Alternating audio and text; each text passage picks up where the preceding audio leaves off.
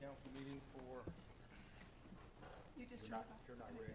Francis City Council meeting for November 13th. We'll start with the Pledge of Allegiance. Sam, would you lead us in the pledge?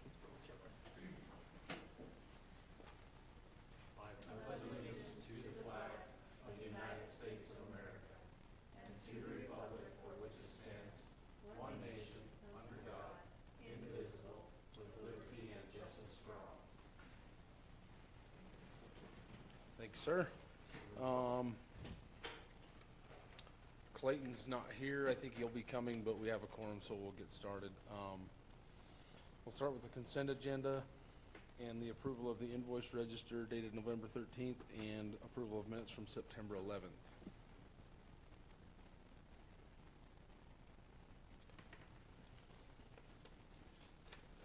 The one thing I don't have is the, She's printing off the register.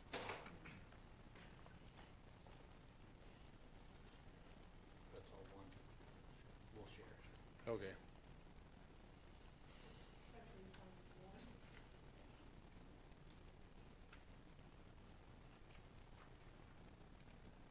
You'll see that we did a little paving throughout the city this last month, so those bills should be on here.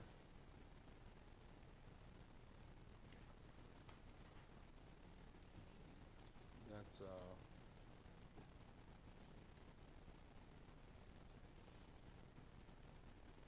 you'll see it's Staker and Parsons.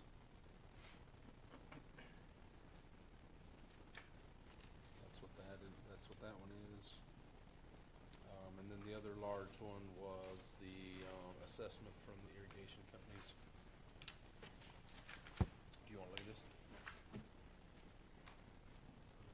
Kim wants to thank you for paving Hallam Road. I'll bet so, yeah. I'll bet her and a whole bunch of other people.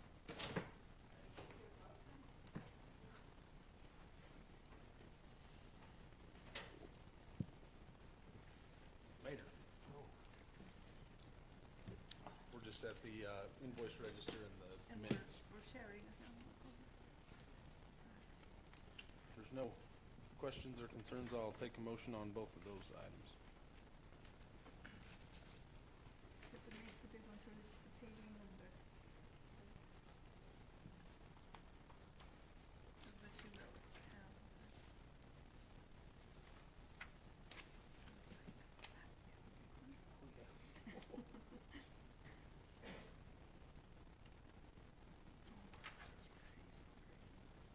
Here's the Cotter, yeah, it's on, because we're not going to.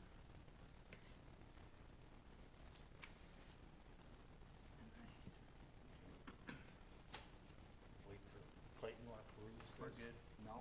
Yeah.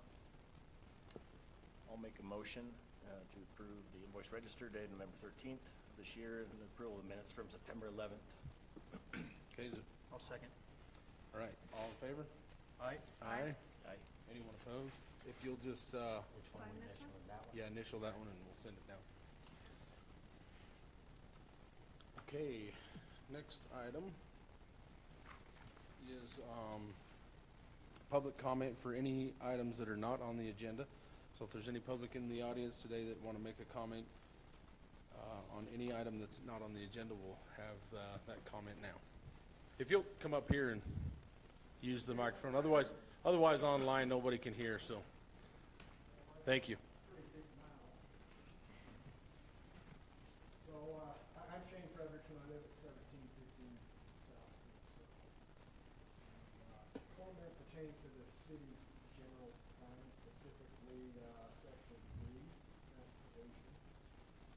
There's a heading there, existing conditions, and I'll read that. As the community continues to expand, new streets may need to be constructed in order to maintain an efficient and effective transportation system. A little further down under transportation, goal 2, policy 2B, it reads as follows: minimize, it is to minimize non-local and commercial traffic within residential neighborhoods. These are good objectives for sure, but in looking at the pre-master plan, the map completely fails to incorporate either of these goals or priorities into the structure. And in fact, it really contradicts it by talking about what was Giants Lane Boulevard as future preference. I would suggest or hope that the street, the map, plan to be reconsidered at some point in the near future. And that to involve collectors and built by developers and don't burden the existing old streets that were not designed for that level of traffic. And I'll refer to also Transportation Goal 1 Policy 3, require public and private developers to participate in major street system improvements through the construction of new streets. The existing street plan places the burden of street improvements to accommodate growth on the taxpayers.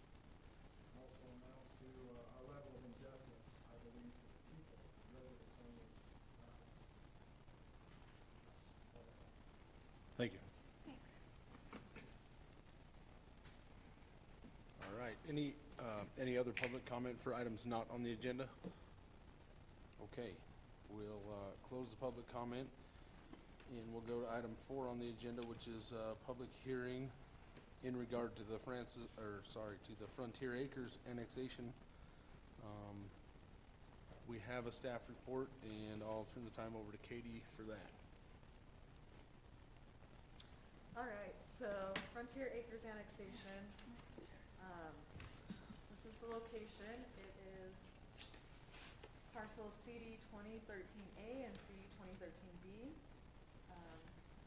They connect with the Frontier Acres subdivision that is off of SR 35 or 2200 South.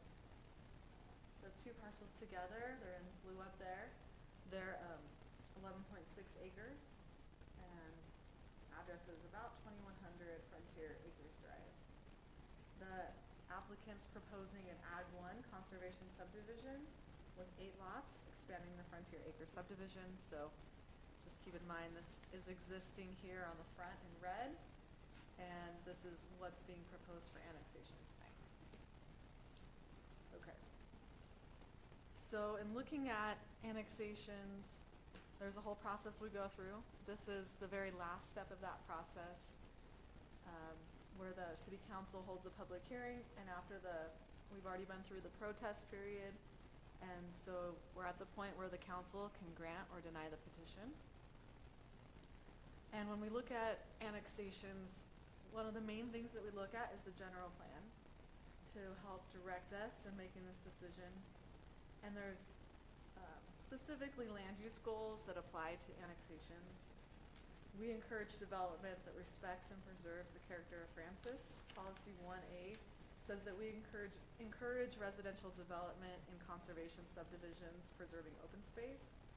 1C says that we support continuation of agricultural land uses. Policy 1D emphasizes that we designate environmentally sensitive lands, and we limit the adverse impacts of development on and or near these lands. And policy 1E says that we want to maintain an open space system that is interconnected and preserves environmental quality, protects development from natural hazards. So looking at this one and that goal, the applicant is proposing a conservation subdivision. They are following the general plan guidance, and at least half of the land will continue to be used for agriculture in perpetuity. We also look at the National Wetlands Inventory when we evaluate the sensitive lands, and we can see that there are some potential wetlands. The applicant is showing that. So the applicant has been studying those. It's hard to see it here because this is the new development, but it's in this area. The applicant has been studying the wetlands for the last year and a half. They're getting close to being done with that, and then they will only develop areas that are outside of those potential wetlands. So that would be a if this annexation is approved, that would need to be one of the conditions. Another land use goal that we should consider in annexations is goal 2, carefully plan for growth, ensuring development occurs in suitable locations. Policy 2A says prioritize development within the existing Francis boundaries. And then 2B says that when you're making decisions, you apply the general plan and the future land use map. So we're talking about the general plan now. The future land use map does show that this is part of our annexation declaration area, and the future land use map shows it being zoned Ag 1. So this is consistent with that. Then policy 2B is to make sure that any new development can demonstrate that they have adequate infrastructure, resource availability, and that they provide a benefit to the city. So with this annexation, we look at where our projected growth. We already have about 500 entitled housing units within the city boundaries that haven't applied for a building permit yet. And as I mentioned, future land use map shows zoning is Ag 1. Adjacent zoning is also Ag 1. And the city engineer will talk more about the water and sewer infrastructure for the additional 8 units in this annexation. Next, we'll look at the city code, and part of my job is to review the application and survey the survey of the annexation area, and to evaluate the feasibility of the subject expansion of the city's boundaries. So I look at making sure there's no gaps or overlaps with what they're considering to be annexed, and we also consider the population growth for the next 20 years. So, among a lot of other things, and extending the infrastructure to that area. So the area proposed for annexation does not create any islands or peninsulas. It's very adjacent to an existing boundary, so it seems to be a logical extension. It's near other new developments, and it's within the city's annexation declaration area. The property is near the center of the city. So if you look at our zoning map, I'm not going to pull it up, but there's kind of like an H shape in the middle, and so this fills in kind of towards that center area where it makes more sense, I think, to fill in than some of the outskirts. It's not within any other municipalities' annexation declaration areas. Looking at our population projections, we're expecting to grow by about 1,000 people in the next 20 years. If we estimate about 2 people per household, then we would need 500 new housing units. So where we have 500 entitled, I think that it's not, we could use potentially 8 more. I don't think it's gonna really affect us one way or the other, and it could be a need for that in the next 20 years. Water and sewer infrastructure are located nearby in Frontier Acres subdivision, so it's already stubbed to the property from what I understand. Scott will discuss that more. The main access is from SR 35 and then through the road Lazy Way through the front part of the subdivision, and there are 2 points off of that. Then there's a single point off Lazy Way, so let me pull up the concept plan. Okay, so this is the access point. There's an existing cul-de-sac about right here, so they need to extend that up a bit. They're proposing 8 lots towards the just this front part, and then the back would have 2 large lots that are conserved open space incorporated in there. So this is where the open space would be. These would be kind of like Hart Crossing, where they have the farm lots. These would be used for agriculture in perpetuity. But they're part of those lots. They would be part of those lots. They'd be owned by the lot owners, but they would have a conservation easement placed on them. Right. Okay. Also, one thing that was important to us is to have a future road easement through this parcel, because our future roads map shows that there will be connectivity to 1700 South through this parcel, and the applicant has worked with us on showing that in the best location, and we like the placement of that where it is now. So I don't have any concerns regarding the feasibility of the annexation looking at everything that I look at seems to be feasible. And then the last thing that I looked at is the concept plan itself with our subdivision code. We'll be looking at this in a lot more detail later, but just to give it kind of a preliminary glance, it seems like they're following all the rules and regulations that we have for a conservation subdivision. They're allowed to have 11 lots plus 2 incentive lots when they do the conservation subdivision, but they're just proposing 8, so we're well within the density that they'd be allowed to have. The lot sizes all are well within the allowed lot size. So I don't have any concerns with the subdivision concept either. Looks like they're following all the regulations we have. The planning commission reviewed this item back in October, and they voted unanimous. They're forwarding, they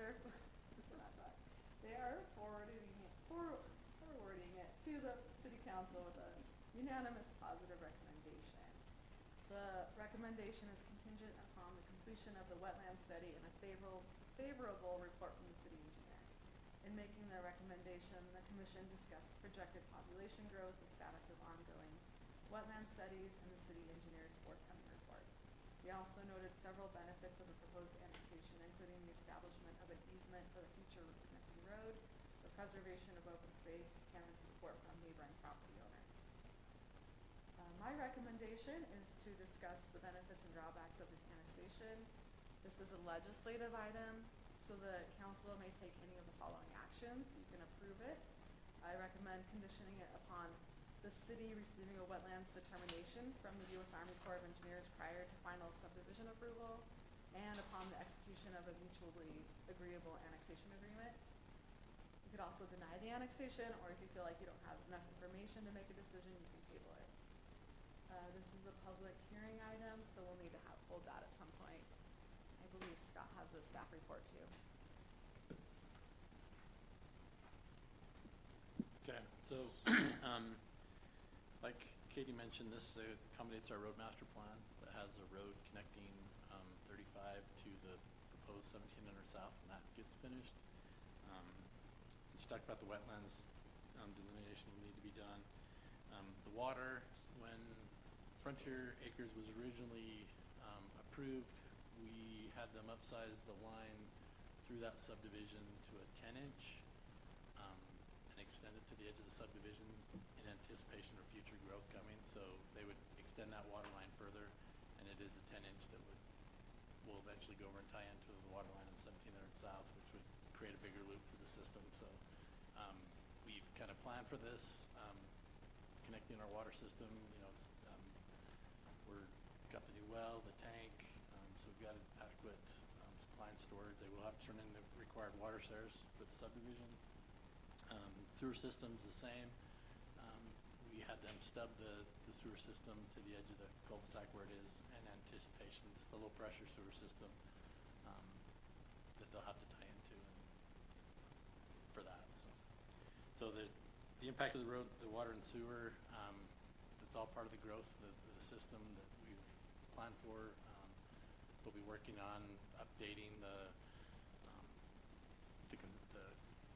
capital improvements plan in the future to kind of show where we're at and where we're headed. But it's kind of been planned for that for the next, we did that in 2018.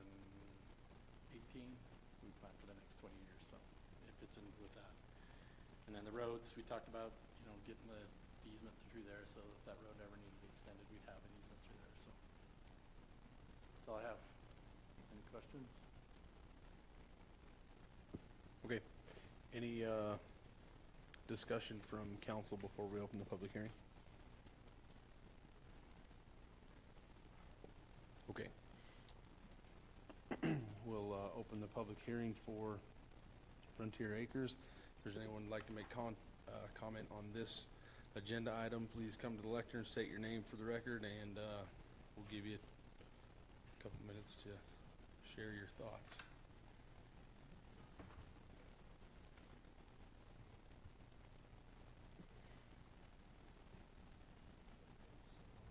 It's on. It's The red on. light's on.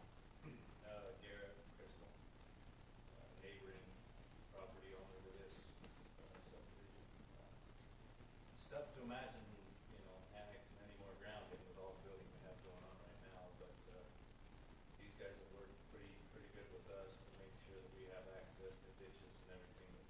which is about 5 or 6 ditches that feed our property next to it, so. And I think that any time you get something in front of you that you can save, I mean, 7 or 8 acres out of the 11, then it seems like it would be smart to do. Maybe one question I had though is this road easement that keeps getting brought up, and maybe some of you guys can talk to it. I don't have any plans to have a road go down through there. We own everything around that, but I don't know why that keeps getting brought up, and maybe you guys know. But other than that, for the plan, I think it looks pretty good. That's all I got. Thank you. Thank you.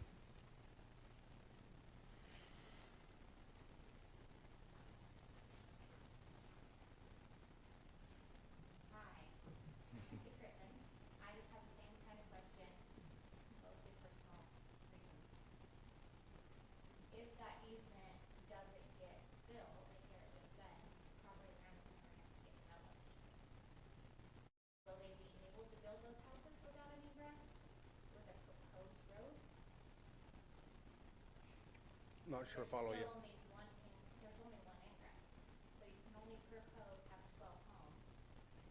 So with a potential road, that would be their egress for their second access, would they be able to build that house down there? Yeah, I believe so because of the, Frontier Acres has 2 entrances. So there'd be less than 12 homes on the cul-de-sac, so they could build those. So as long as you put them on a cul-de-sac, you can have more than 12. No, there's gonna be less than 12 on the cul-de-sac. So I guess I just don't know what the egress is. So right now, we have 2 points here. And then from this point, they'll have the cul-de-sac up here. So, all of these lots right now have 2 access points. So the ones that we start counting are back here on this cul-de-sac. Which I can switch to that, but which is what? 8. 8? Is the proposed. Yeah, proposed 8. I think I understand your question. Those 8 realistically only have 1. They have to come back out to either get to the one of the 2 But back as out long to as they come off 35. that cul-de-sac, there's only 8, so this fits the code. Right. Okay. Well, thanks. Yeah, and as far as the road easement, there won't be a road through that property that's built right now. It's an easement, it's set aside for a future road, so that in the future, if somebody sells the property and they wanna develop it, then we have a way to connect that through 1700 South. And also, the road easement is not considered a part of the open space, or it is? It is. It will be considered a part of the open space, but we'll make sure that the conservation easement is written in such a way that we can also put the road in the future. Okay, I guess to rephrase my question, the conservation subdivision has a requirement for a certain amount of Of open space. acreage of open space. Does it qualify without the road easement? Does that make sense? Yeah, I think I get your question, the 50%. So if you take the road easement out of that total, does it still qualify? Does it decrease the acreage, is what you're asking? Right, well, cause it will. Yeah. I didn't do the math on that, but I think that you can kind of show it here. They are planning on this being part of the open space. I don't know that the road, I think it'll be quite a while before that gets built out. Like Garrett said, he's not planning on doing it for a while. Yeah, I mean, But it could be never. it could be never, but yeah, we are letting them, at this point, they're planning on that counting towards the open space because it will be open space, so. Okay. Tim Crittenden, right here, the property owner across the road. I'm kind of like Garrett, though, I think we're really using open land, so we can, my only question is, that's the methodology that that can consider. What is the boundary around wetland you're allowed to build on per code, and would there even be a thought of a road to like in the middle of that wetland or something? So, yeah, our code, I think we require 50-foot buffer between the wetlands. Section 1. 50-foot buffer to building from the edge of the wetland to where you can build, Is that a house or a road or any kind of building? any kind of building. But if that road ever got put through and there is wetlands there, and there's still wetlands when they go to build the road, we would have to work around that or move the wetlands to another location, build the road through it. You can do those kind of things, so. We just have to work through, you know, if that road ever gets put through, if the wetlands are still there, you know, if nobody's irrigating up above, maybe they go away. We just have to work through all that when it happens.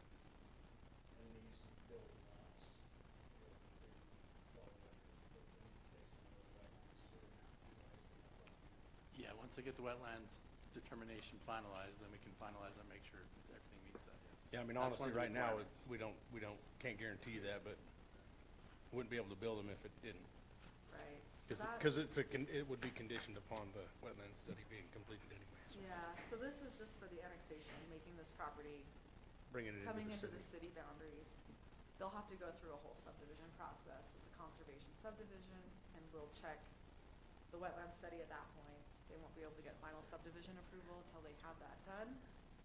And then we'll make sure there's a 50-foot buffer from any actual wetlands. Right. Well, no, I don't complain. I was gonna ask. Thank you. that. Any other public comment? Anything to add, Javier? No. I do have one question, Okay.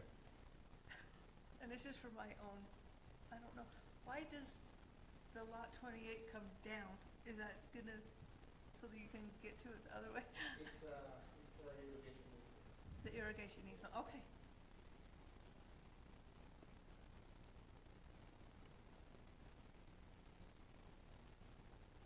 All right. If there's no other public comment, we'll close the public hearing and bring the item back to the council for discussion. Any questions, concerns, comments from council?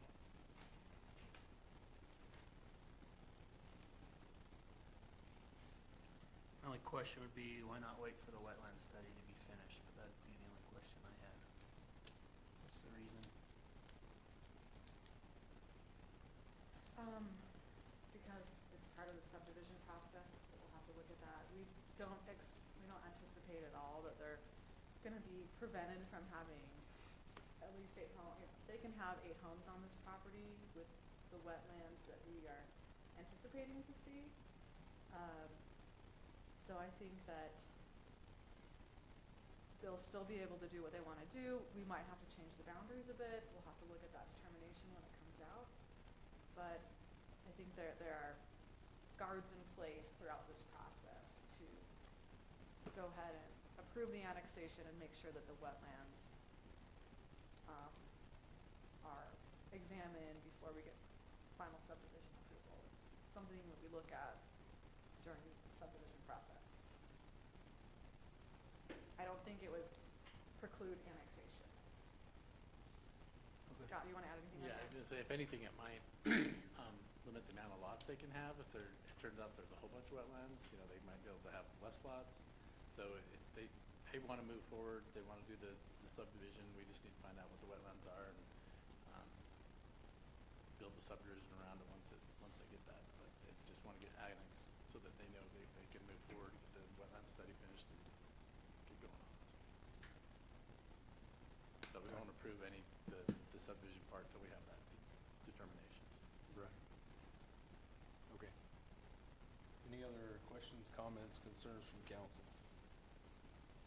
Well, I just wanna thank, I mean, you've been here quite a few times, and we've sent you away, and you've pretty much answered and come back with what we've asked you to do, you know, keep it open and keep the road easement in there and stuff, so I just wanna say thanks for listening to us and doing what we kind of asked, so.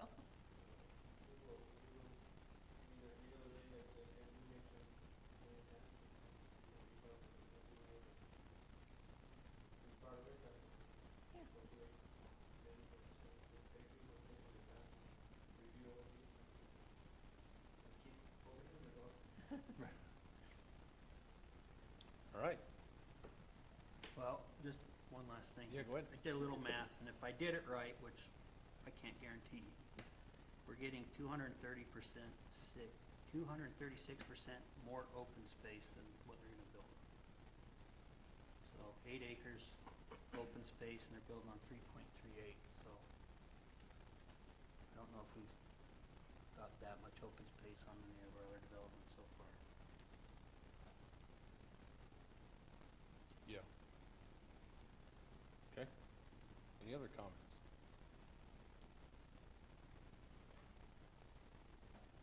All right, I'll entertain a motion. And this, if someone's going to make a motion to approve this, we have an ordinance for that, which is 2025-6. And there, if, just before we get down this road, the ordinance is currently written to say an annexation agreement. This is not the annexation agreement, this is just the annexation itself. Is this 6 or 10? This says 10. It's listed 10 on the thing. I was gonna ask. Ours says 10. It's Because, because so this is, if there was some confusion and there was a chance this may have needed to been a resolution. If it was the annexation agreement, it would be a resolution, but this is just the annexation itself.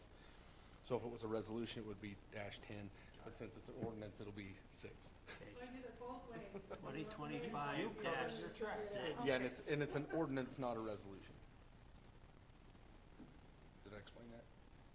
So Clear as mud? 2025-06. Right. Okay, I'll make the motion to accept not resolution, Ordinance. ordinance 2025-06, with the conditions of a wetland study completion. What was the other thing you suggested, Katie? It's right here, if you wanna just read it. Okay, so, Also add a mutually agreeable annexation agreement. and a mutually agreeable annexation agreement. I'll second that. Got that, Suzanne? Can you do it again? Mutually agreeable. Annexation agreement.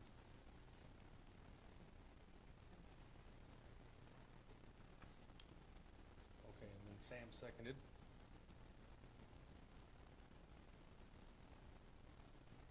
And roll call vote, the mayor's aye.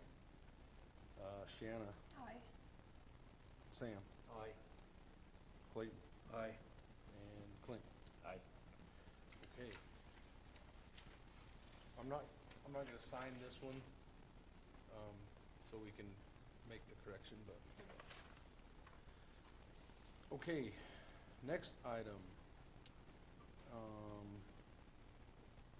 Tim and Mandy Crittenden annexation inquiry. This is a little bit different from what we just did. This is just them saying, hey, we're considering this. What are your thoughts? Yeah, so I'll just run through a little bit. It's pretty informal at this point, but they own a piece of property that's right around here in this corner.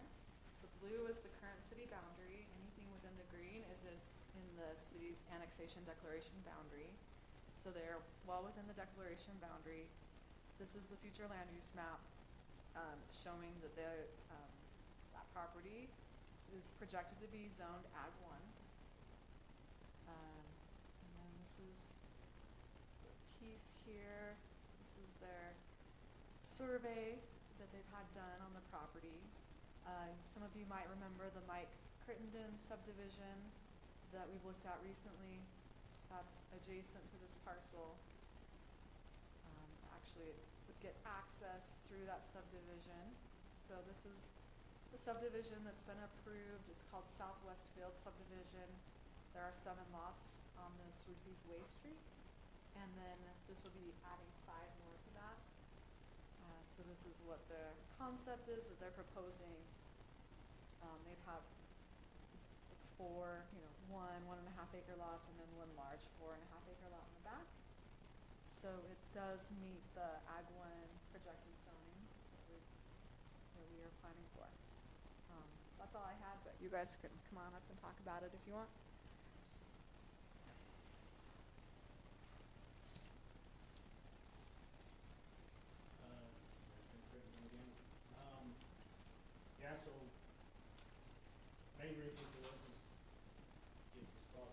build homes in the future. Got the kids that stick around here, seems like it costs us money and stuff like that, but, ultimate goal would be to have 3 of these lots for employees, and then potentially sell 1 or 2 of the other lots for development.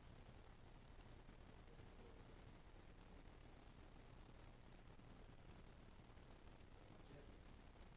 Extend that off of the program where they got it. Obviously, we know a little bit of wetlands on top of that east lot there. That helps if that's kind of a longer lot, so we can look to run on that lot.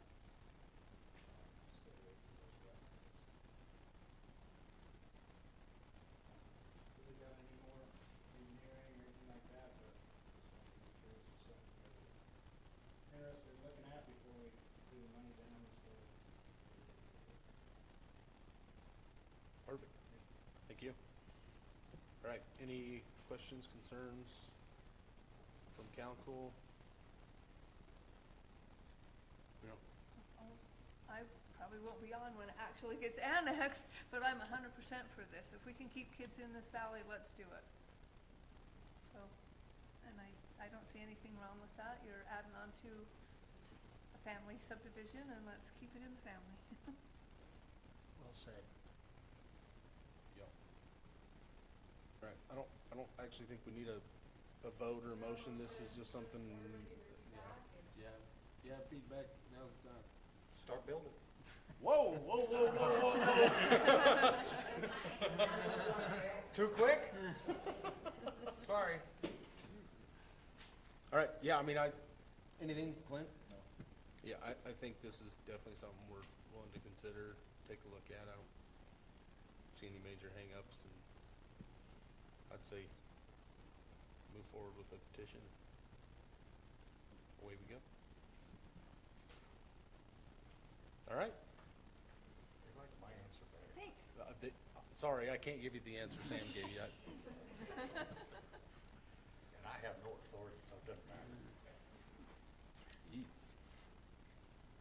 All right, next item is the appointment of a deputy recorder.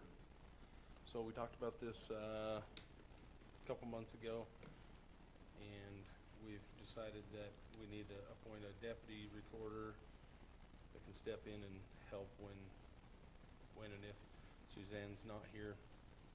Also, there's a statutory requirement that if Suzanne's not here and someone's doing our minutes, they're supposed to be a deputy recorder.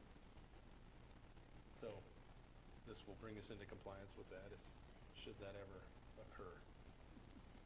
So Ray's been chosen.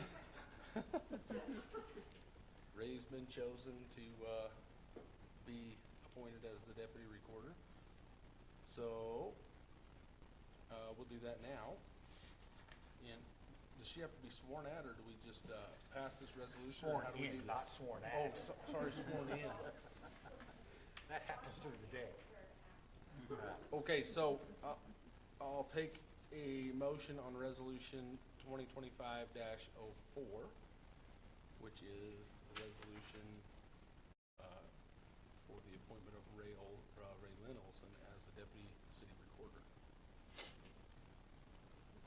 I'll make the motion to approve resolution number 2025-04. Okay, is there a second? I'll second that. Okay. All in favor? Aye. Aye. Right? Any opposed? Okay, sorry. It's a done deal. You're not opposed? Okay, now we have to do the oath of office, so that falls to Suzanne, so she'll give you some direction, whatever that may be.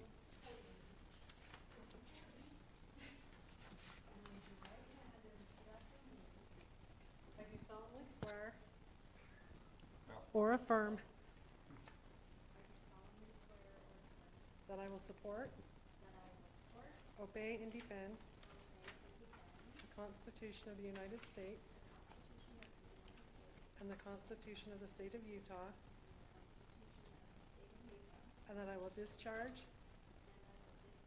the duties of my office with fidelity. Okay. Perfect. Thank you. Thank you.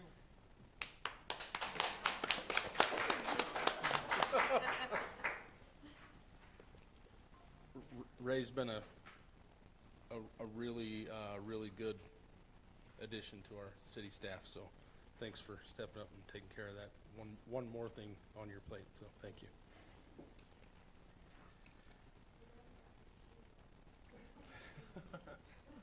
Yeah, and we're gonna put her to work first thing Monday, so she's. I'm not gonna be here Monday. No, I know, Ray is. We're putting Ray to work first thing Monday. Okay.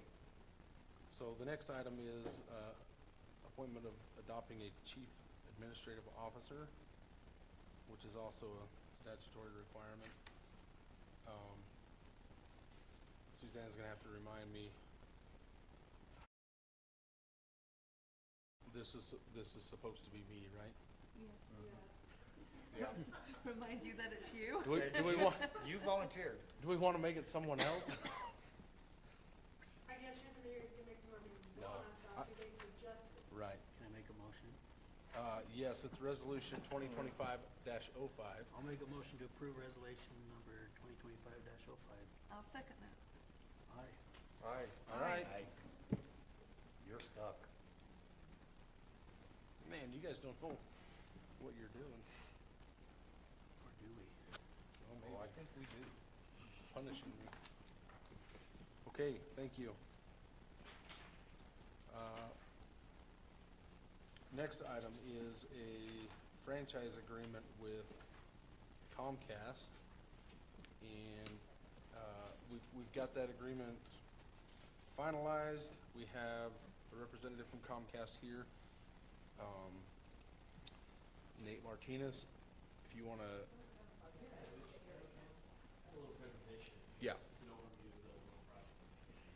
Thanks so much for having us here tonight, Mayor and Council. We're excited to bring our services to your city. This is HDMI Oh, I can present from right here, okay. Yeah. Perfect. Or I can take over if you want to go from the left turn, either way.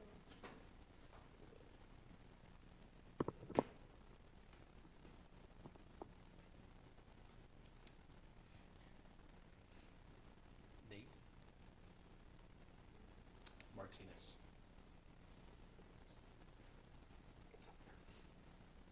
Oh, yeah, like contacts on the last one here if you need.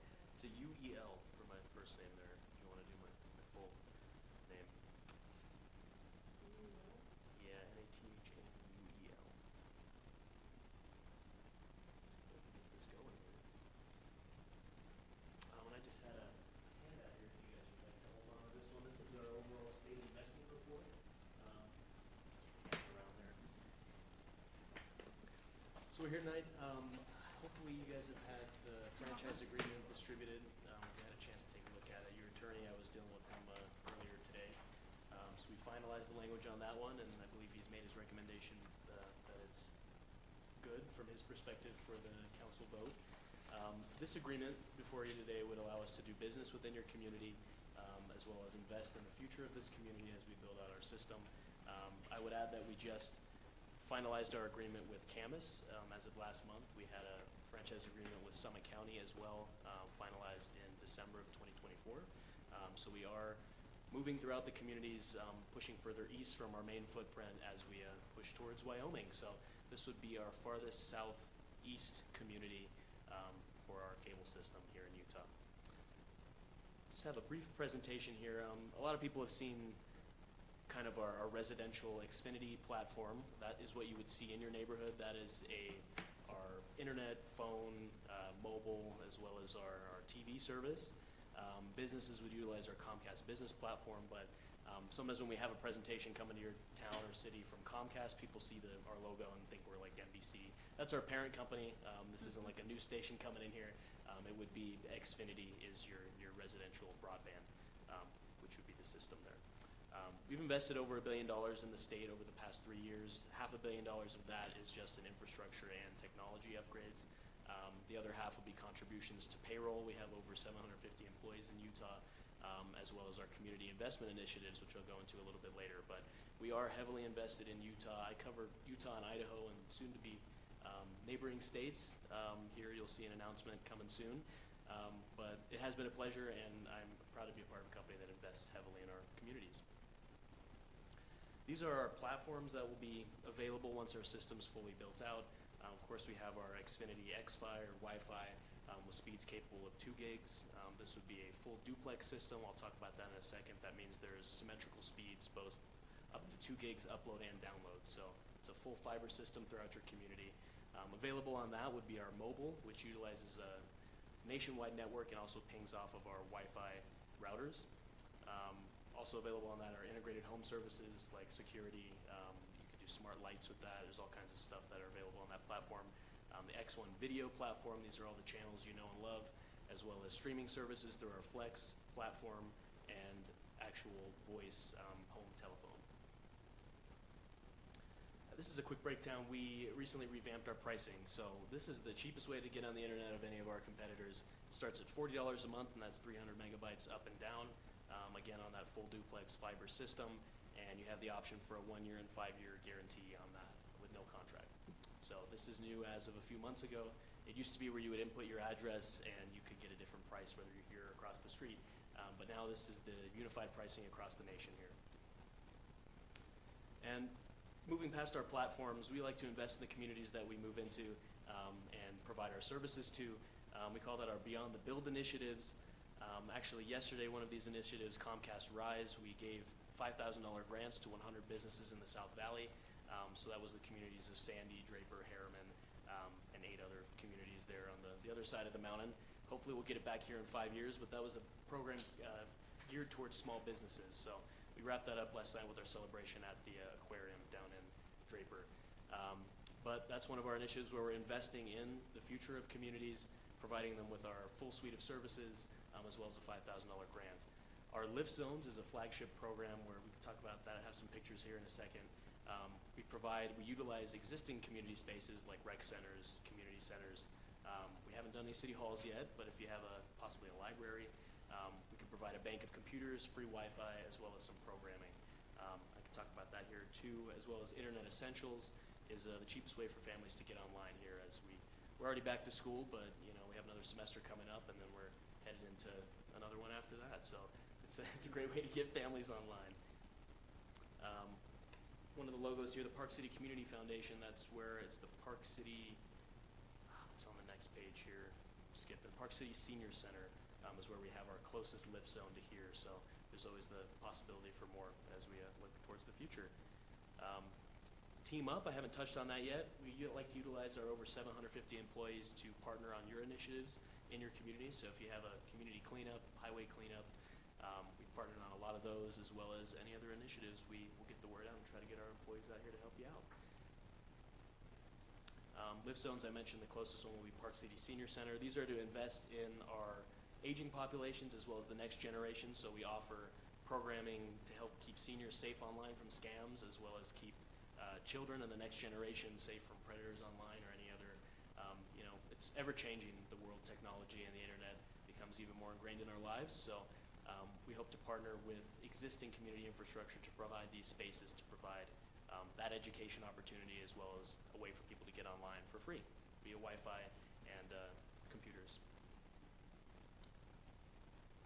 This is a quick overview moving into the build of what it would look like out here. This is we did they call it a walkout.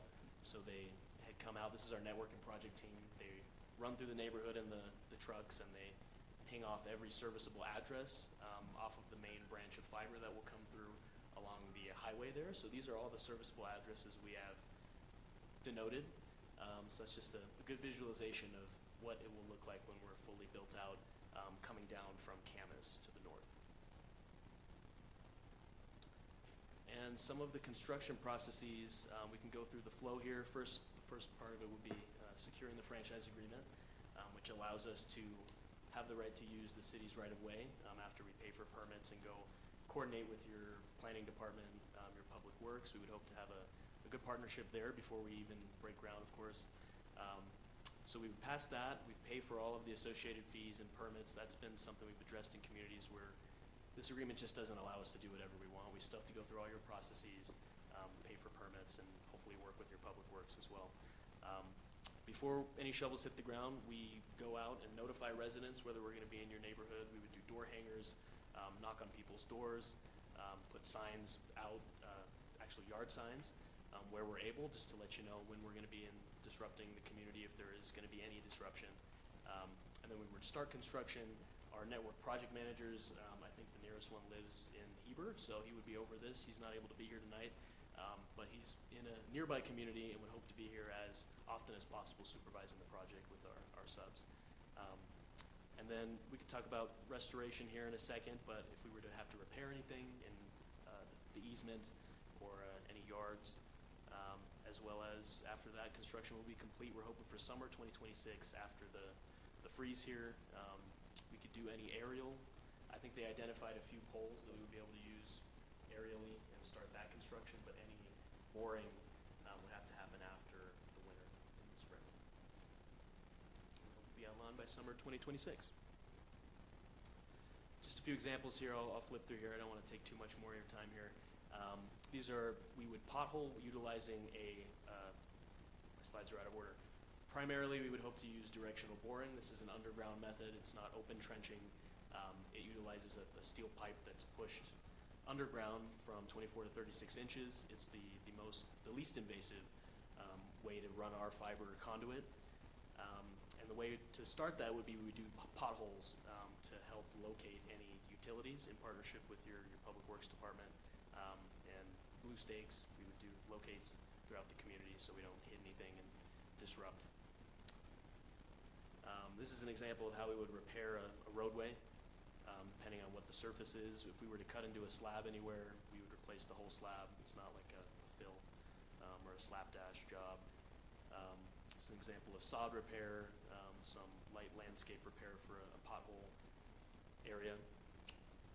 And this is actually not accurate because this pedestal here, we would not be utilizing that. That is for a coaxial system, where in ours here would be full fiber, so we can bury those. What you would see in your communities would be that box to the right that's underground, so it looks kind of like an irrigation cover. So no above ground facilities. Did have a little video. Let's see if this will play here to wrap up. It's not just another day in your life. Things are changing for the better. At Comcast, we see those changes, and we're thinking about how we use technology today to live, work, learn, and play. And we're building for the future now, so we're better prepared for the wants and needs of tomorrow. That's why Comcast is rolling out multi-gig internet service to more than 50 million homes and businesses before the end of 2025, making our already industry-leading network even faster, smarter, greener, and more reliable. Over the decades, Comcast has been your partner, working hard to serve your community, and will continue to be your partner.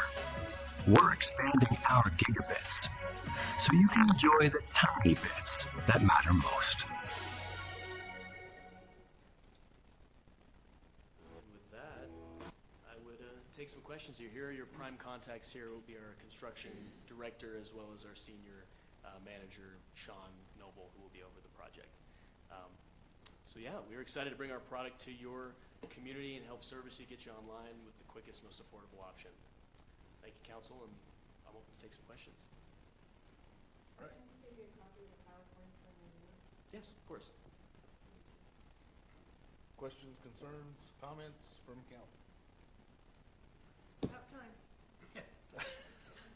Sorry, I'm blunt. It's all right. I definitely know people enjoy more options for Yeah. stuff like that, so. I had a question. You've got agreement with Camas and Summit County and Francis. Because I've had a lot of people ask, are you just doing it in the city? You know, some of the residents between us and Camas are in the county. You know, we've got one side of the road's county, one side of the road city. Are you offering it to the county people also? They're not gonna be left out? For this, yeah, just for tonight, we were covering Right. Francis. I know we have plans to head up to Oakley, so that's what our Summit County franchise would cover for any along the way. And of course, in the franchise, I think there's a portion that covers a request for extension on that. So if there's a density, you know, I think it's 10 10 serviceable addresses per 1,300 square feet of fiber line is what we would entertain as a request. And it would have to go through our financing department and everything, costing to be able to move our system out. You know, it depends. We would love to service everybody. This is part of a coordinated effort to reach 100% connectivity across the state. But if there is a request for someone that's, you know, a half a mile across a field or something like that, it might not pencil out for us to bring service out to that resident. Yeah, But I that mean, makes sense. case-to-case basis, for sure, we would, of course, field any requests from residents in the county.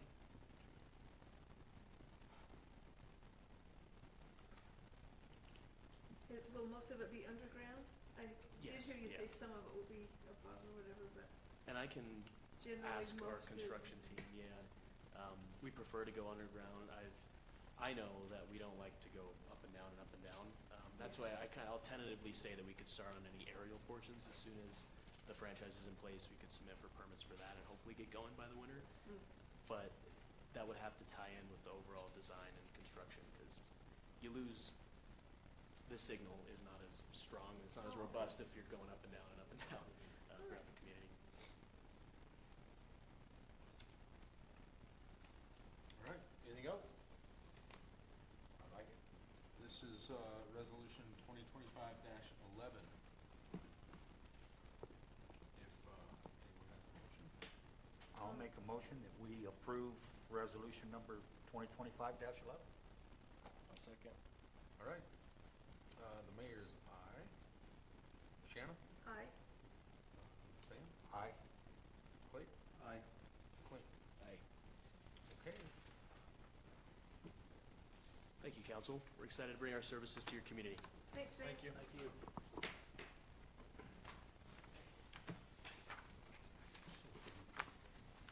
You should. Okay, next item is the sewer pond property purchase resolution number 2025-09.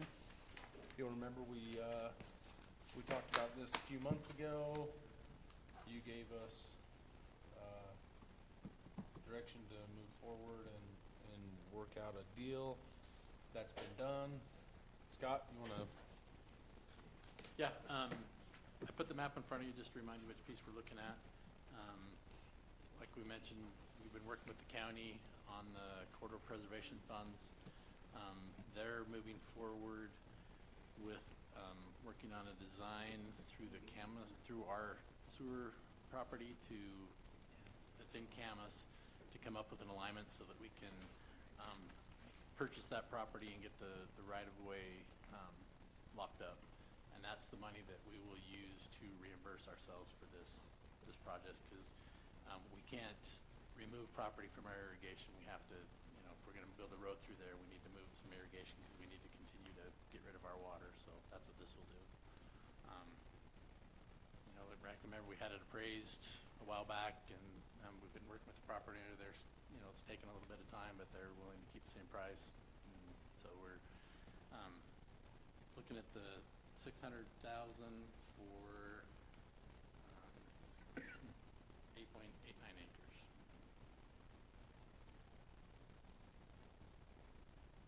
Perfect. Questions, concerns, comments from council on that?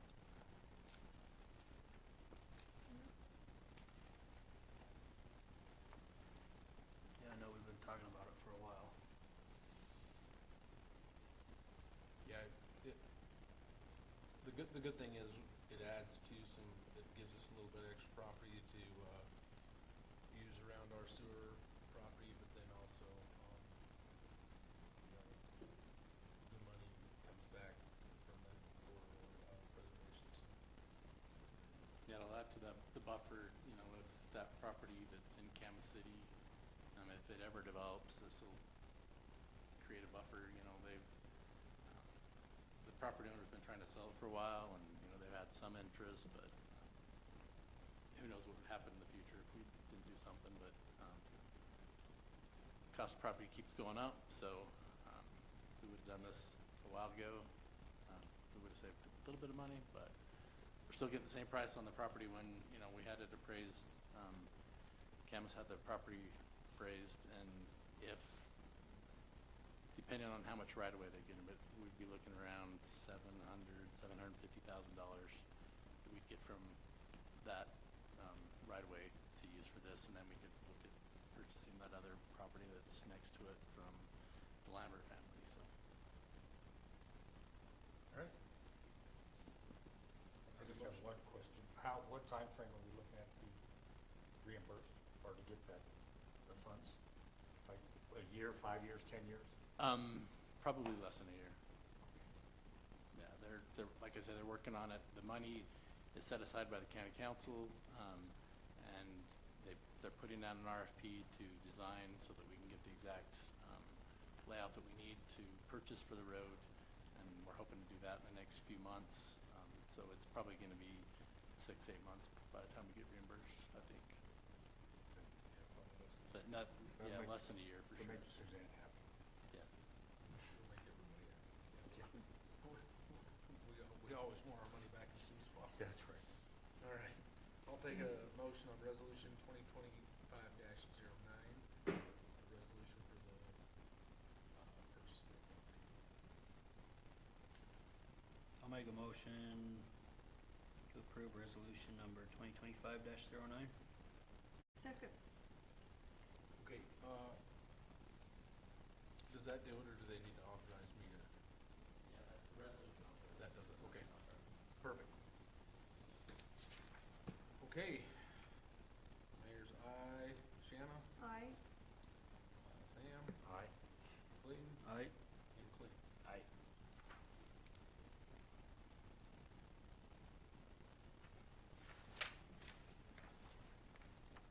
Okay, moving right along. The adoption of the new policy and procedures. There's one correction to the copy that you have in Dropbox, and that is, remind me, Suzanne, which? Page 91 regarding sick leave. It's accrued at 3.5 hours per pay period. And then it has a max of 90, but when you do the math, it actually should max out at 91, so we just need to change 90 to 91.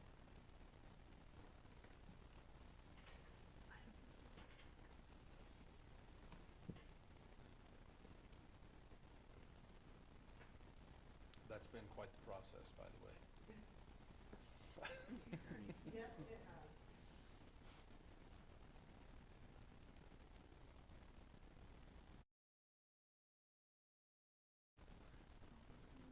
Well, I read through this today and I have no issues.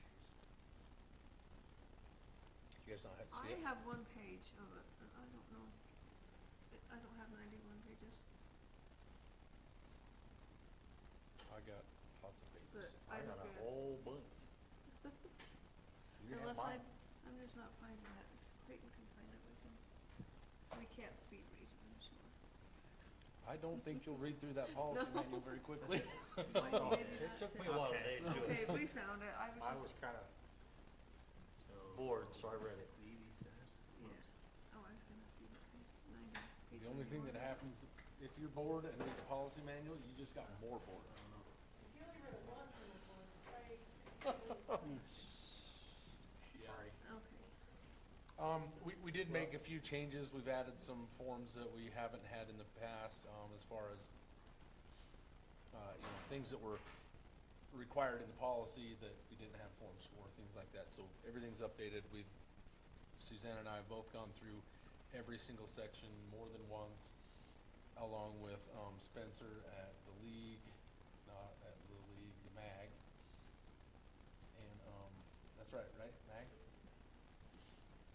Questioning myself now. He's been a huge help in going through that and making those changes and updates. So I think, where we're at now is we're in pretty good shape. Obviously, it's, an ever-changing document, but I think we're in pretty darn good shape now, especially compared to where we were, so. If there's no questions, I'll take a motion on resolution 2025-06. Okay, I see, it has to be a different one. Cause we No, used no. 2025-06. That was the ordinance. Oh, This that is was a the ordinance. resolution. Right. You guys are really trying to confuse me. This is resolution Yeah. number 6. Okay. That was ordinance number 6. You wanna do it? I'll do it. Okay. I'll make a motion to approve resolution 2025-06, policies, procedures. Second. Should we put with the changing Yeah, from with the the 90 to the On 90, page the 91? correction to With the change it correction to 91 hours? the 91 hours. Okay, still got a second? Clayton's got the second. All right. The mayor's aye. Shannon? Aye. Sam? Aye. Clayton? Aye. Clint? Aye.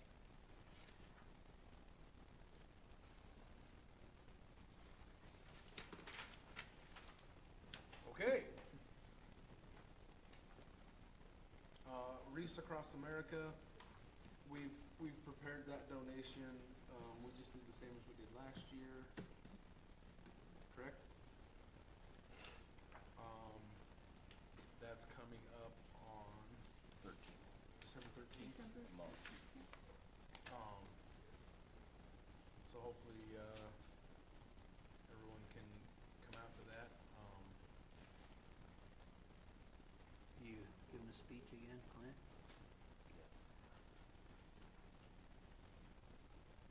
Is there anything else we need to do? Do we need to approve that donation? Is that what we need to do, or have we already? Okay, just making sure. All right, so this is basically just, informational, that's been done. It was the same amount as we did last year. I think this is a worthy cause, it's a pretty darn good program, and also this year they're adding the Camas Cemetery, Oh, the good. historic one here, so, anyway. Invite your neighbors and friends, come out, it's a good deal, so. All right, next thing is, a discussion on TextMyGov.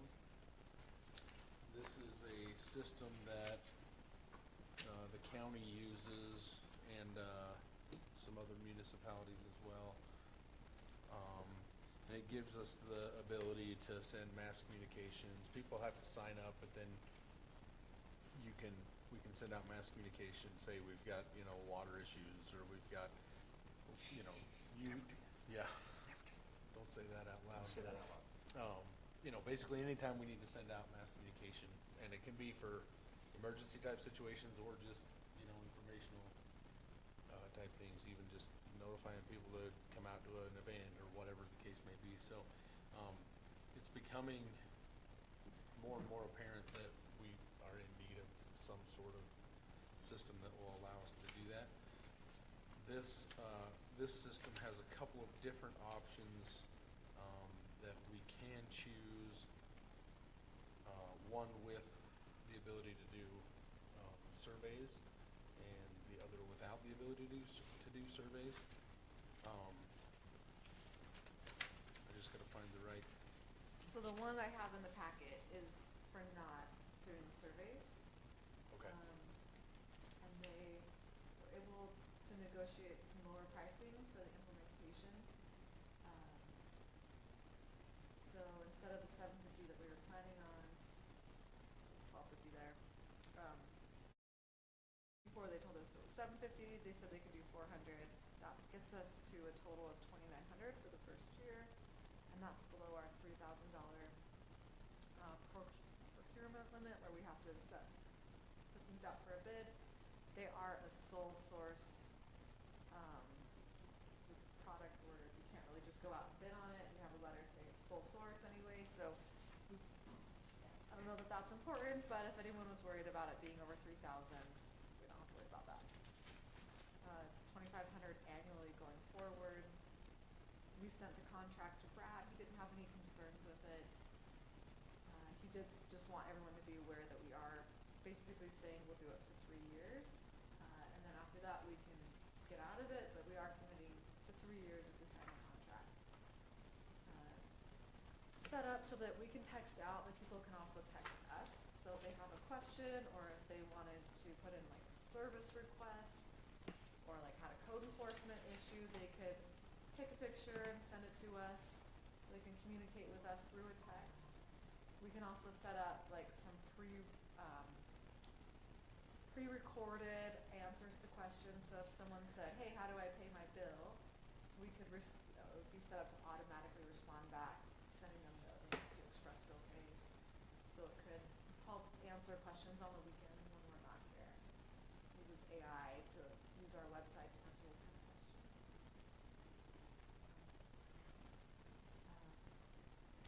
What Jeremy was talking about, there is another option to do to add on surveys with this, so we could send out links to surveys. At this point, I don't know that we're looking at that. We could add it on. It's like another $500 a year plus another $750 for setup. So I think I kind of like the idea of trying this out, and if we wanted to add the surveys later, we could. And people can opt in, they can opt out. So we might consider using our phone list that we have already in our Flora system to let people know that this is something they can use, and if they don't want to, then they can opt out. Right.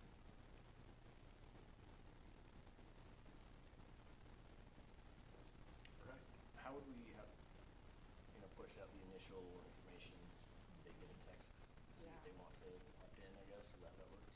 Yeah, so part of this is they provide like a package that we can publicize this and get it out to the community. So we'll put it out on our social media, we'll put it on our webpage. We might consider putting out a postcard to let people know that this is an option for them. So there's a few different ways we could advertise that. The county's using it right now, they liked it. Everyone will see it. Well, and the other thing is like she was saying, we can add the phone numbers from Polaris, and then that'll give us what we've got. And then those people that we already have their number, they would have the ability to opt out.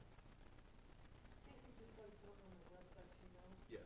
Yeah, we'll probably do Just go on the multiple. website, so if you go to the website and you look at it and you want it, Yeah. you can just have Right. it. We actually have to put it on our website. Part of our contract is that we have their icon on our Sure. website.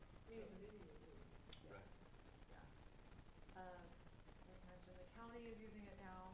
We talked with their public relations department and see how they liked it. They said they really like it. They try to send out a couple texts a month. They don't recommend any more than that, but it would be good, like, oh, Frontier Days is coming up, or just reminders. Pre-order, buy tickets, or something. Yeah, and we can send things out to certain geographic areas. I think Jeremy Right. mentioned that. Yeah, like if there's gonna be a road closure for a construction project or, something like that, you can send that information out to those affected. Be with them.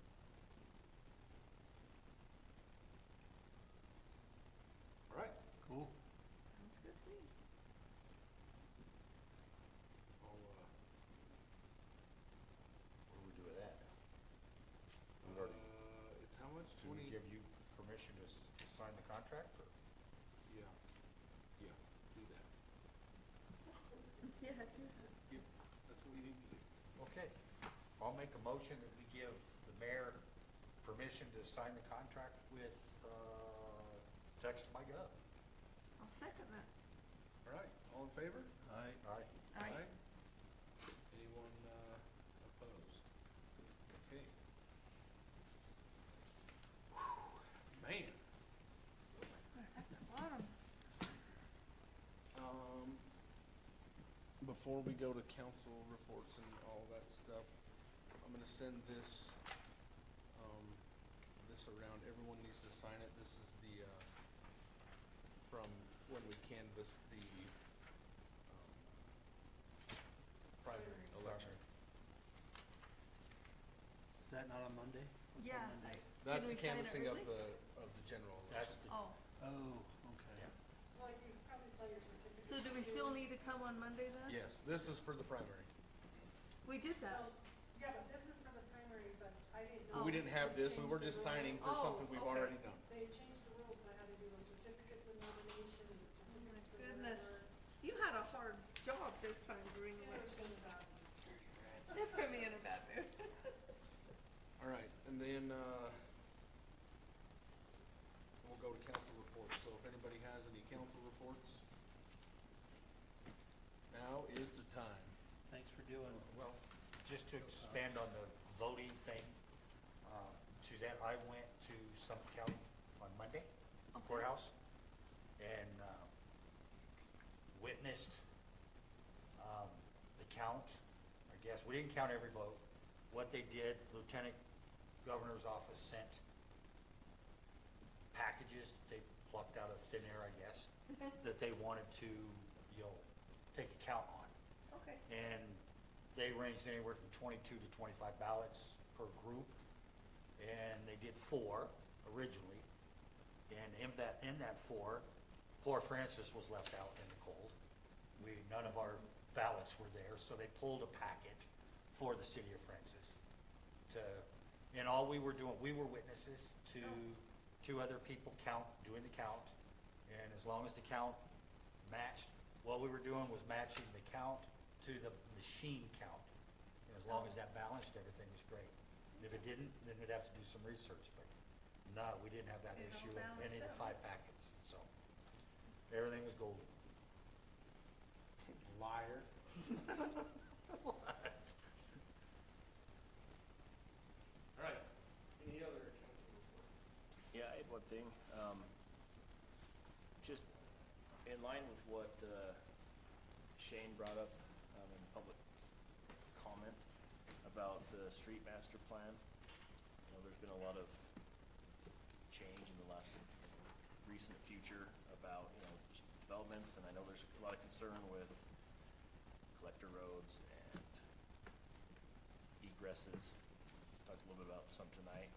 I just want to confirm we do have a near future plan to address that, right? Just kind of make sure we're ahead of any potential issues. Go ahead, Scott. Yes, we'll be working on that this fall, winter, updating capital improvements plan, so we can look at that, yeah. That's all I had. Great. Any other council reports? Planner reports. I don't really have much. If anyone has questions, come talk to me anytime. Been pretty busy, just the day-to-day kind of things. We've got a couple subdivisions that are in the works, but you guys won't even see those anymore. So they're just really small ones. We've been working on the town center development next door. The building permit process is underway still. They don't have a permit yet for the hotel, but they do have one for the mixed-use development portion of it. So you'll probably see that more work going on there for a while. Foothills at Francis Gate, we've been working with the developers and builders up there to make sure that they're respecting their area of disturbances, and then also making sure that where they have disturbed, getting those back to natural grade. So that's been pretty time intensive, managing that project too. Also, if anyone's interested, I got these magazines from, planning group, Hanson Planning. The state contracted with them to create this rural Utah guide to land use and planning. So if anyone's interested, I've got a couple copies of these. Has some good information. So feel free to take those if you'd like them. That's it for me. Thank you. Scott? As you saw in the packet, we got I'm sure you saw that Hilltop got some paving and Hallam got fixed.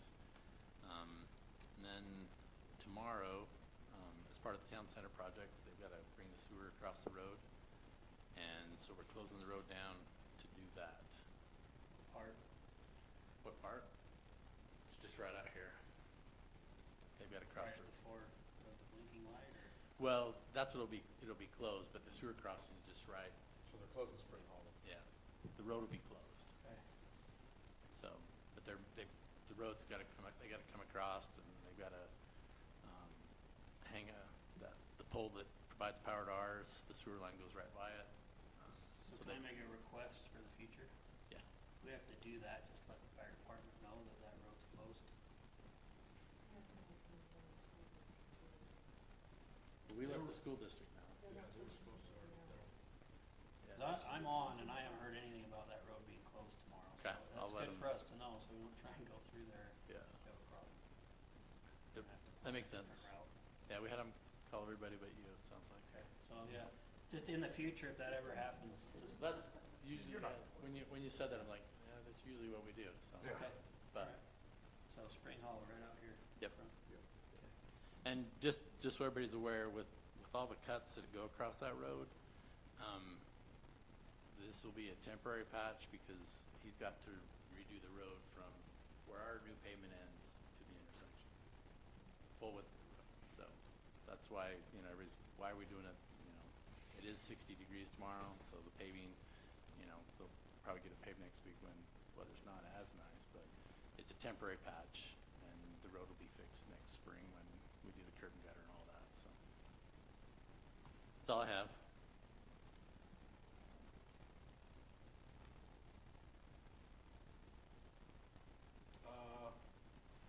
I don't really have anything other than, congrats to those who were elected and, More congrats to me. I wasn't gonna say that, but, yeah, so we'll have some, well, Clayton got I know, reelected, so yeah, yeah. we'll have a new council member starting in, January, but also Shanna, thanks for your service. It's been a wild ride, so. It's been a long ride. It's been But long. we're not gonna make this your last week, cause you're gonna be here next month. You'll have a bank. That's right. But that's all I've got, so, thanks everyone. Perfect, thanks. And, the most, I'm gonna send an email right now to the dispatch supervisor, so they'll know that the road's closed. Make a motion to adjourn. Second. Aye. Aye.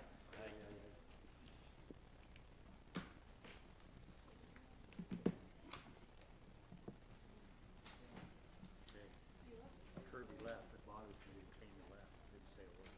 He was here to support, This guy, yeah. Tim.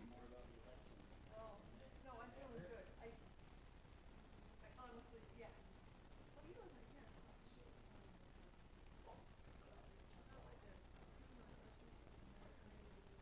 The next meeting.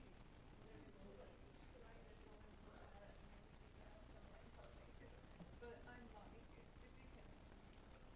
They can't move my head.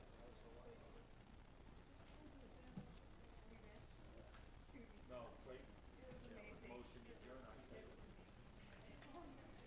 You liar. What? No, I honestly. Yeah. I didn't motion to adjourn. I seconded Oh, it. You were too slow. Jeremy seconded. Suzanne. Yeah. Clayton proposed, and Jeremy accepted. He seconded it. I didn't hear you, sorry. Got you. Mm-hmm.